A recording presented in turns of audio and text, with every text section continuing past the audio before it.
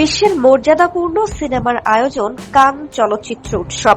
এবারের আসরে অংশ নিতে হাজির হয়েছেন বলিউড অভিনেত্রী উর্বশী রাউতেলা। লাল গালিচাতেও হেঁটেছেন তিনি। এ সময় তার চোখে নীল রঙের আইশ্যাডো দেখা গেছে। হেয়ার স্টাইলের কায়দাতেও বেশ নাটকীয়তার ছোঁয়া। সে সঙ্গে ক্রিস্টালের hair band, off shoulder gown, তাতে নানা রঙের মিশেল ছিল। এমন সাজেই উর্বশী ধরা দিয়েছিলেন কানের লাল গালিচায়। উর্বশীর গানেও ছিল মানানসই দুল। ফ্রান্স ফ্যাশনের শহর, সেদেশে গিয়ে নিজেকে একটু অন্যভাবেই সবার সামনে তুলে ধরার চেষ্টা করেছিলেন উর্বশী, কিন্তু তার সেই চেষ্টা হিতে বিপরীত হয়েছে। উর্বশীর সাজ অনুরাগীদের মোটেই ভালো লাগেনি।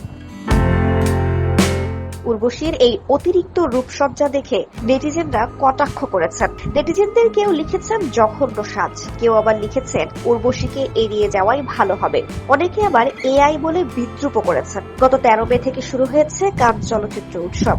এটি আগামী 10 দিন চলবে।